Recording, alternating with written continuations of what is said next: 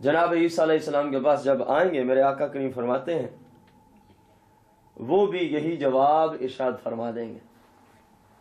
پھر لوگوں کے ذہنوں میں سوال اٹھے گا کہ ہم پوچھ ہی لیں، آدم سے لے کر آپ تک جس نبی کے پاس بھی گئے ہیں انہوں نے یہی جواب دیا کہ منصب میرا نہیں ہے، کسی اور کے پاس جاؤ، کسی اور کے پاس جاؤ۔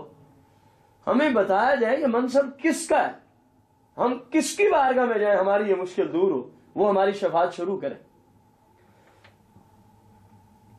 میرے آقا کریم فرماتے ہیں جناب عیسیٰ علیہ السلام فرمائیں گے وہ سامنے دیکھو نورانی تخت پر موجود نورانی چہرے والی ہستی موجود ہیں، اگر اپنی آج کی اس مشکل کو دور کروانا چاہتے ہو، اگر آج اپنے حق میں سفارش کروانا چاہتے ہو تو ان کے پاس جاؤ، وہ تمہاری مدد ضرور کریں گے۔ یہ لوگ اس طرف چل پڑیں گے، جب وہاں جائیں گے اور عرض کریں گے کہ ہم مشکل وقت میں ہیں، مہربانی فرمائیے، اپنے رب سے فرمائیے کہ اپنے رب سے عرض کیجیے کہ ہمارے لیے کم از کم ہمارا حساب ہی شروع فرما دیں اور ہماری شفاعت کیجیے۔ تو اس وقت یہ ہستی کہیں گے، آگے سے ارشاد فرمائیں گے کہ انا لہا، اللہ پاک نے مجھے بنایا ہی ایسے کاموں کے لیے ہے،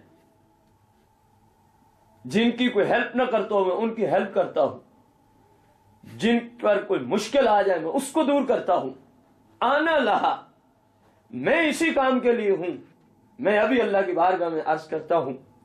اور یاد رہے یہ ہستی امام الانبیاء والمرسلین، تاجدار رسول، تاجدار مدینہ، جو اللہ کے بعد سب سے پہلے رب کے نور سے بنائے گئے، سیدہ طیبہ عاملہ کاملہ صالحہ سیدتنا حضرت آمنہ علیہ السلام کے لخت جگر، حضرت سیدنا عبداللہ رضی اللہ تعالی عنہ کے لخت جگر، حضرت عبد المطلب کے لخت جگر، آپ کے اور میرے اور ساری امت کے مالک و مختار آقا نبی علیہ السلام ہی ہوں گے جو فرمائیں گے آنا لہا، میں اسی کام کے لیے ہوں، تو میری بارگاہ میں آ گئے ہو، میں ابھی اللہ کی بارگاہ میں تمہاری سفارش کے لیے عرض کر دیتا ہوں۔ اب مسلم کے الفاظ ہیں، میرے آقا کریم ارشاد فرماتے اس وقت میں اپنے رب کی بارگاہ میں سجدہ کروں گا۔ فرمایا اس سجدے میں اپنے رب کی ایسی حمد و ثنا بیان کروں گا جو نہ مجھ سے پہلے کسی نے بیان کی ہوگی نہ بعد میں کوئی کر سکے گا۔ تقریباً اتنا وقت میں اللہ کی بارگاہ میں سجدہ ریز رہوں گا جتنی دیر میں دنیا کے اندر ایک ہفتے کو گزرنے میں لگتی ہے۔ گویا دنیاوی اعتبار سے ایک ہفتے کا لمبا سجدہ طویل آپ اللہ کی بارگاہ میں کریں گے۔ پھر حکم ہوگا ارفع رأسک یا محمد صلی اللہ علیہ وسلم، اے محبوب اپنا سر انور اٹھائیے، اپنا سر انور اٹھا دیجئے، محبوب مانگیے، جو آپ کہیں گے آپ کا رب اس بات کو پورا فرما دے گا۔ شفاعت کی سینکڑوں احادیث مبارکہ میں سے میں نے صرف ایک حدیث آپ کے سامنے اس آیت کے تحت سمجھانے کے اعتبار سے عرض کی ہے۔ یہ شفاعت کبریٰ ہے جو میرے آقا کریم کے دست اقدس سے کھلے گی۔ اس کے بعد بقایا سارے نبی بعد میں شفاعت کریں گے۔ سب سے پہلے جو شفاعت کا باب کھولنا ہے وہ مالک و مختار آقا غیر دا نبی علیہ السلام سیدہ آمنہ علیہ السلام کے لخت جگر نے شفاعت کا باب کھولنا ہے۔ یہاں سے پھر نظام چل پڑے گا۔ تو اس بخاری اور مسلم کی اس روایت سے میرے آقا کریم کی اس حدیث سے ثابت ہوا کہ جو لوگ یہ کہتے ہیں معاذ اللہ ان کو اپنا ہی نہیں پتا تو اپنی امت کی وہ کیسے شفاعت و سفارش کریں گے؟ وہ لوگ دین کے اعتبار سے اندھے ہیں، وہ بہرے اور گونگے ہیں، ان کو دین میں حق سچ نظر آتا ہی نہیں ہے، اپنی خواہشات کے پیچھے پڑے ہیں۔ جو جی میں آیا وہی بک دیتے ہیں، حالانکہ قرآن و سنت کی روشنی میں میرے آقا کریم علیہ الصلوۃ والتسلیم کی شفاعت کی برکت سے ہی امت جنت کو داخل ہوگی۔ تو یہاں جو فرمایا جا رہا ہے وَمَا لَهُم مِّن نَاصِرِينَ، قیامت کے دن ان کا کوئی مددگار نہیں ہوگا، اس سے مراد کافر لوگ ہیں۔ کافروں والی آیات کے حکم مسلمانوں پہ فٹ کرنا یہ مسلمانیت نہیں ہے۔ مسلمانوں کے لیے تو قرآن کہہ رہا ہے، کئی مقامات پر شفاعت کا ذکر کر رہا ہے۔ من ذا الذی یشفع عندہ الا باذنہ، تیسرے پارے میں نہیں، اللہ تبارک و تعالی نے فرمایا۔ آیت الکرسی جہاں موجود ہے تیسرے پارے میں، فرمایا کون ہے جو اللہ کے ہاں شفاعت کرے؟ الا باذنہ، ہاں جس کو اللہ کی طرف سے اذن ہوگا، اجازت ہوگی، وہ شفاعت کرے گا۔ ان سے پوچھئے، قرآن کہہ رہا ہے جس کو اللہ کی طرف سے اذن اور اجازت ہوگی وہ شفاعت کرے گا، بتائیے وہ کون ہے جس کو اجازت ہوگی؟ جو نبیوں کے آقا ہیں، جو نبیوں کے سردار ہیں، جو دونوں جہانوں کے مالک و مختار ہیں، ان کے بارے میں تو تم کہتے ہو ان کو اپنا ہی معاذ اللہ پتہ نہیں ہے، تو امت کی کیا بخشش کروائیں گے؟ تو پھر بتایا جائے اللہ اجازت کس کو دے گا؟ امت کے فردوں کو دے گا۔ ظاہر ہے جس کی سب سے زیادہ اللہ کے ہاں عزت ہے، سب سے پہلے اجازت بھی اسی نبی علیہ السلام کو عطا کی جائے گی۔ خیر، ان دو باتوں سے، ایک قرآن آیت اور ایک حدیث مبارکہ کے مفہوم سے، جس کو روایت کا امام بخاری اور امام مسلم نے، اور ظاہر ہے امام بخاری نے جو شفاعت کی اتنی ساری حدیثیں صحیح بخاری میں نقل کی ہیں، امام مسلم نے اور پوری سیاہ ستہ کے ائمہ نے، تو معلوم ہوا امام بخاری کا اپنا عقیدہ بھی یہی ہے کہ آقا کریم قیامت کے دن شفاعت فرمائیں گے۔ اگر ان کے عقیدے کے خلاف ہوتا تو امام بخاری اس حدیث کو اپنی کتاب میں نقل ہی کیوں کرتے؟ اگر یہ بات شریعت کے خلاف ہوتی امام بخاری قطعاً صحیح بخاری میں نقل نہ فرماتے۔ اسی طرح اور جتنے محدثین نے اپنی احادیث کے اندر، احادیث کی کتب کے اندر ان شفاعت کی احادیث مبارکہ کا ذکر فرمایا ہے، ثابت ہو گیا کہ محدثین کا بھی یہی عقیدہ تھا جو آج یا رسول اللہ کہنے والوں کا عقیدہ ہے شفاعت کے باب میں۔ اسی طرح آپ اختیارات کے باب میں جائیں، آپ علم غیب کے باب میں جائیں، آپ حاضر و ناظر کی بحث میں جائیں، انبیاء کی حیات کے بحث میں جائیں، انبیاء کے علوم غیبیہ کی بحث میں جائیں، انبیاء کے کائنات میں تصرف کے اعتبار سے جائیں، دور و نزدیک کو یکساں دیکھتے اور سنتے ہیں اس اعتبار سے جائیں۔ یہی اہل سنت کے عقائد ہیں، یہ سارے کے سارے کتب سیاہ ستہ میں موجود ہیں، اور جن محدثین نے اور بہت ساری احادیث کی بکس کے اندر یہی عقائد موجود ہیں، حدیث کی روشنی میں یہی عقائد قرآن میں موجود ہیں، تو معلوم ہوا قرآن جو عقائد دے رہا ہے، احادیث کی بکس جو عقائد دے رہی ہیں، ان احادیث کی کتابوں کو لکھنے والے مصنفین کا عقیدہ بھی وہی تھا۔ امام بخاری نے کتنی احادیث مبارکہ صحیح بخاری میں اختیارات مصطفیٰ کریم پر ذکر کی ہے، کتنی احادیث مبارکہ صحیح بخاری میں علم غیب مصطفیٰ پر ذکر کی ہے، کتنی احادیث مبارکہ شفاعت مصطفیٰ پہ ذکر کی ہے۔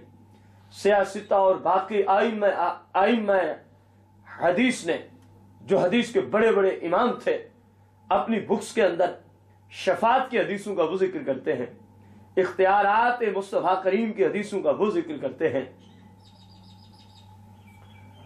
علم غیب مصطفیٰ کریم کی حدیثوں کا وہ ذکر کرتے ہیں، حاضر و ناظر والی حدیثوں کا ذکر وہ کرتے ہیں، دور و نزدیک سے انبیاء یکساں دیکھتے سنتے ہیں، وہ ان حدیث کو ذکر کرتے ہیں، زمین پہ بیٹھ کر جنت کی بہاریں دیکھ کر اپنے غلاموں کو میرے آقا کریم ارشاد فرماتے ہیں، محدثین ان احادیث کا ذکر کرتے ہیں۔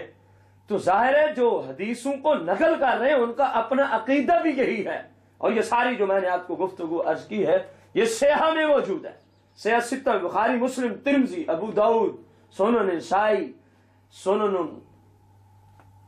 ابن ماجہ، ان کتب کے اندر یہ ساری حدیثیں موجود ہیں۔ معلوم ہوا محدثین کا عقیدہ بھی وہی تھا جو عقیدہ ہے آج یا رسول اللہ کہنے والے اہل سنت کا۔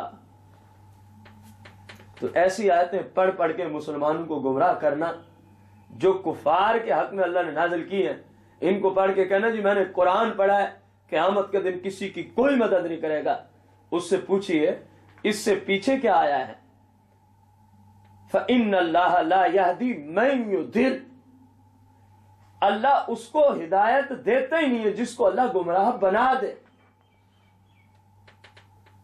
یہاں ذکر کافروں کا ہے، پھر فرمایا وَمَا لَهُم مِّن نَاصِرِينَ، آیت کے آخر میں، سورہ نحل آیت نمبر 37 کے آخر میں، کہ کافروں کا قیامت کے دن کوئی مددگار نہیں ہوگا۔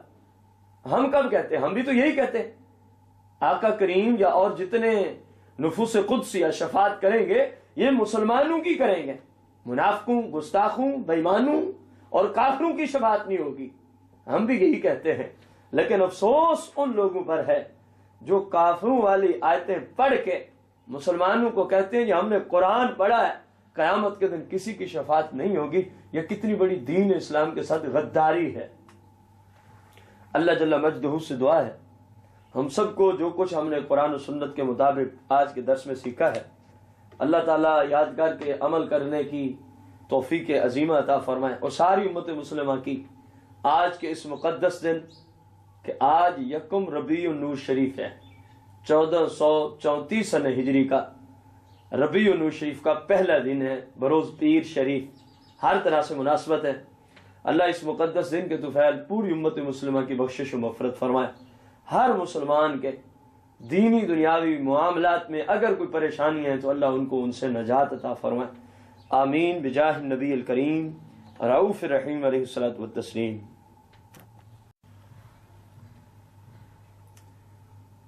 بسم اللہ الرحمن الرحیم۔ آج کا ہمارا درس قرآن سورہ النحل شریف آیت نمبر 36 سے شروع ہے۔ اللہ جل شانہ ارشاد فرماتا ہے وَلَقَدْ بَعَثْنَا فِي كُلِّ أُمَّةٍ رَسُولًا أَنِ اعْبُدُوا اللَّهَ وَاجْتَنِبُوا الطَّاغُوتَ فَمِنْهُمْ مَنْ هَدَى اللَّهُ وَمِنْهُمْ مَنْ حَقَّتْ عَلَيْهِ الضَّلَالَةُ فَسِيرُوا فِي الْأَرْضِ فَانظُرُوا كَيْفَ كَانَ عَاقِبَةُ الْمُكَذِّبِينَ۔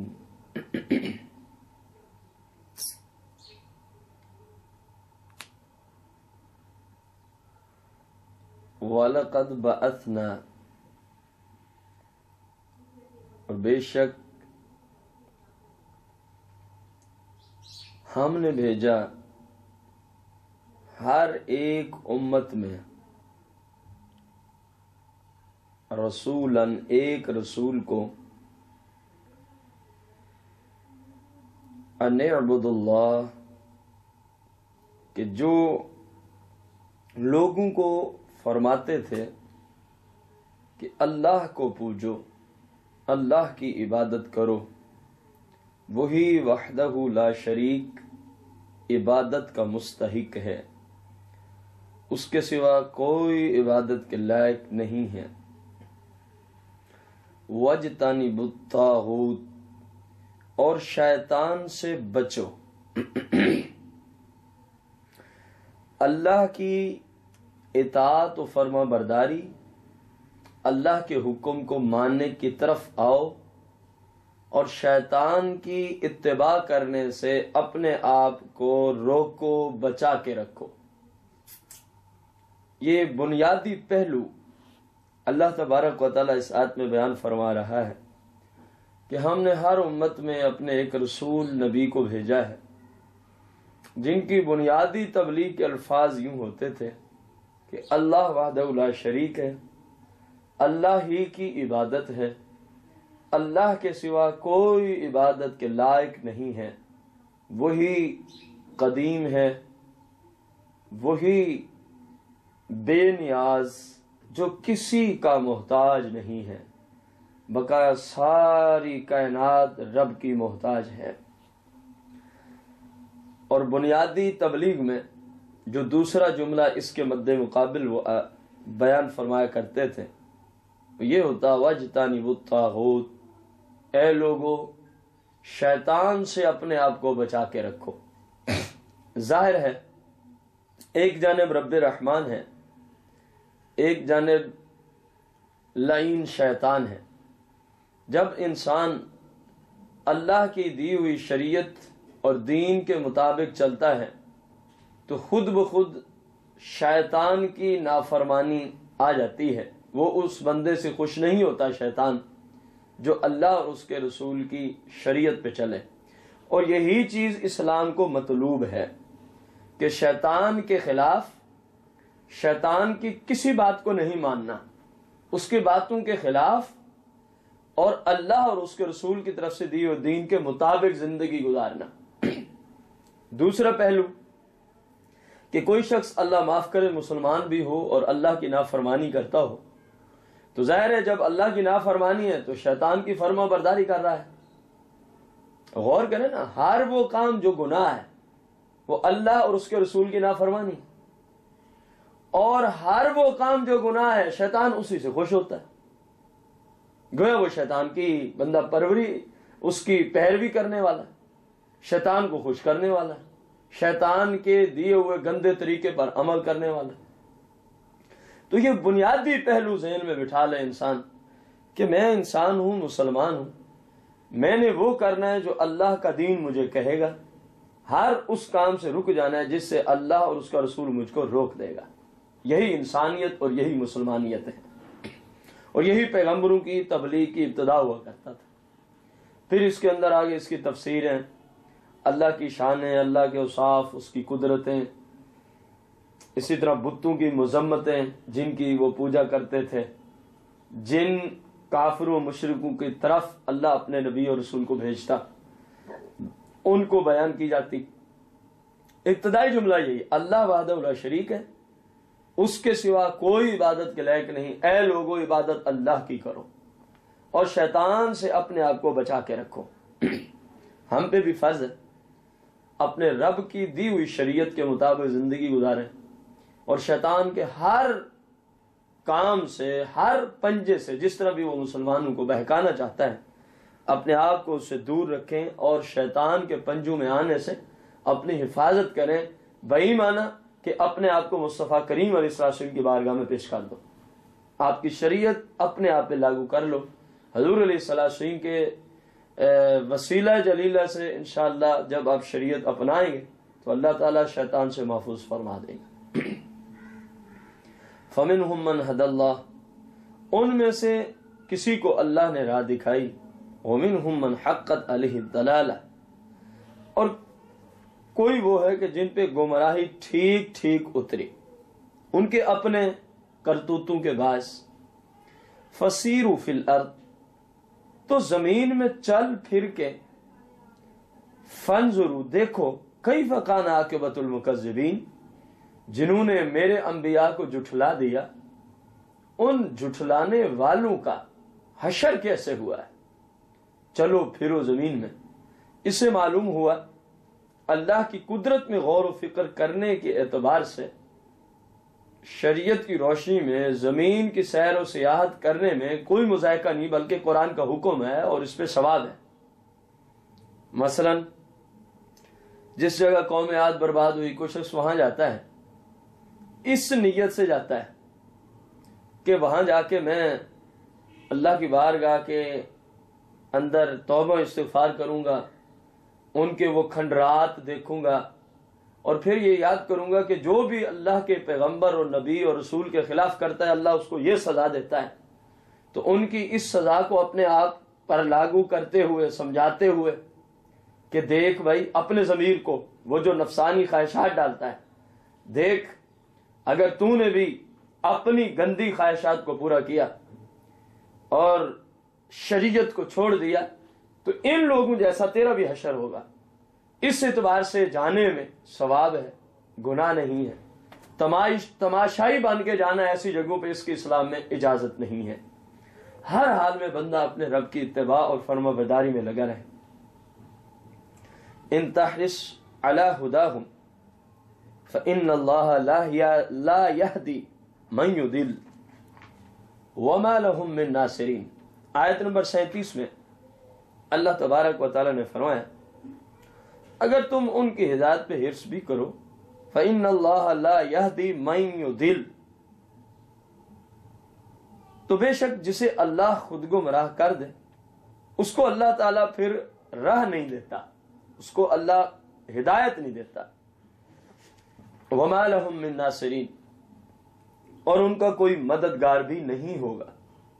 اس آیت کریمہ سے معلوم ہوا کہ کافروں کا کوئی مددگار نہیں ہوگا۔ وما لهم من ناصرین، تو جب کافروں کا مددگار کوئی نہیں ہے تو مومنوں کا مددگار رب ہے، رب کا رسول ہے، آگے اللہ کے مقرب بندے ہیں۔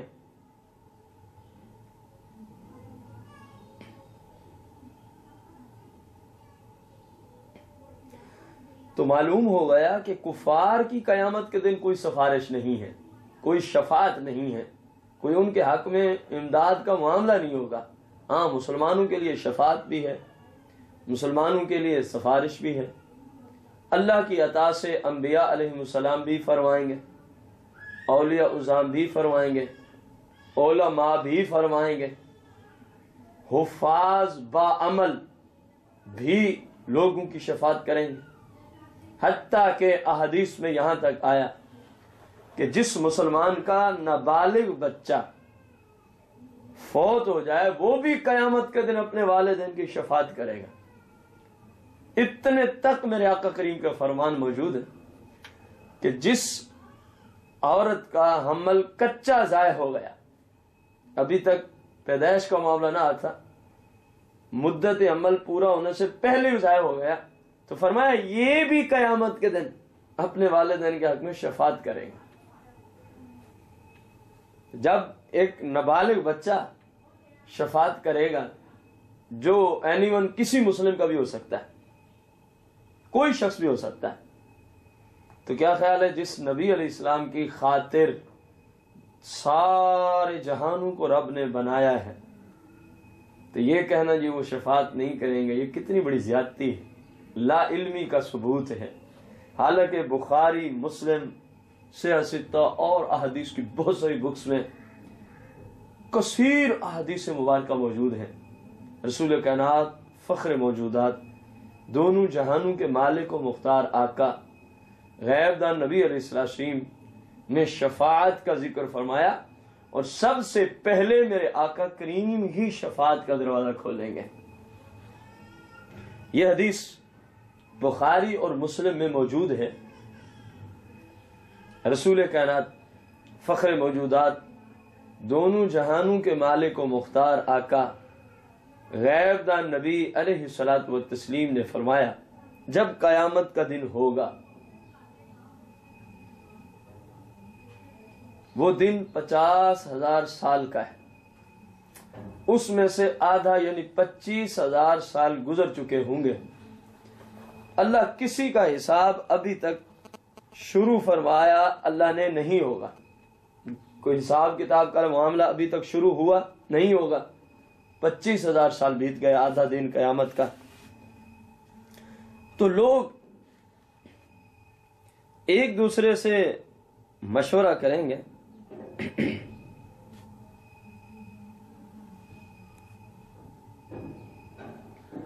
کہ اب کوئی سفارشی تلاش کرنا چاہیے، کم از کم جو اللہ کی بارگاہ میں اتنا عرض کرے اللہ ہمارا حساب تو شروع کرے، بھلے ہمیں دوزخ میں ڈالنا ہے، چلو اس محشر کی سختی سے تو نجات ملے۔ اب چلتے چلتے مشورہ طے ہوگا۔ یہ بخاری میں بھی موجود ہے حدیث، یہ مسلم میں بھی موجود ہے کہ چلو ابو البشر جناب حضرت سیدنا آدم علیہ السلام کی بارگاہ میں چلتے ہیں۔ اب ذرا یہاں پر ایک غور کریں کہ حضرت آدم علیہ السلام کی بارگاہ میں چلتے ہیں، یہ کتنے بندے ہیں؟ 2 ہیں، 3 ہیں، 4 ہیں؟ اول دن سے لے کر قیامت کے دن تک جتنے لوگ مر چکے ہوں گے، سارے کے سارے کہیں گے یہ چلو آدم علیہ السلام کی بارگاہ میں، اور یہ شکل بن جائے گی ایک جلوس کی، اب رب تبارک و تعالی کس طرح اپنے محبوب کی قیامت کے دن بھی منکرین کو شان دکھائے گا. اب یہ ساری عوام اللہ جانے خربوں میں ہے کتنی ہے، رب جانے قیامت تک جتنے بھی انسان دنیا میں آئے سب کے سب جناب آدم علیہ السلام کی طرف چل پڑیں گے. عرض کریں گے آپ ابو البشر ہیں، اپنے رب سے عرض کیجئے کہ رب تبارک و تعالی ہمارا حساب ہی شروع فرما دے. جناب آدم علیہ السلام اس وقت فرمائیں گے، میرے آقا کریم نے فرمایا، آدم علیہ السلام اس وقت فرمائیں گے اذهبوا الی غیری، آج تم کسی اور کے دروازے پہ دستک دو، یہ منصب میرا نہیں ہے. میرے آقا کریم فرماتے ہیں لوگ پھر جناب نوح علیہ السلام کی بارگاہ میں آ گئے، ان کے پاس یہی اپنی مشکل پیش کریں گے کہ جناب ہم مشکل وقت میں ہیں، آپ کو ہم نے اپنا مشکل کشا سمجھا جانا مانا، اسی لیے آپ کے دروازے پہ آ گئے. اللہ کی بارگاہ میں عرض کریں، ہماری سفارش کریں، اللہ حساب و کتاب شروع فرمائے. میرے آقا کریم نے فرمایا جناب نوح علیہ السلام بھی یہی جواب دیں گے اذهبوا الی غیری، آج کسی اور کے دروازے پہ دستک دو، یہ منصب میرا نہیں ہے. چلتے چلاتے کوئی انبیاء کے پاس جائیں گے، سب کی طرف سے یہی جواب ملے گا، حتیٰ کہ حضرت عیسیٰ علیہ السلام تک یہ عوام آ پہنچے گی. اب یہ سارے اکٹھے جلوس کی شکل میں پھر رہے ہیں، اپنی مشکل کا حل تلاش کر رہے ہیں، مشکل کشا کو تلاش کر رہے ہیں. اب جس نبی اور رسول کے پاس جاتے ہیں وہ کہتے ہیں جی یہ آج کے دن منصب میرا نہیں ہے، یہ منصب کسی اور کا ہے، اذهبوا الی غیری.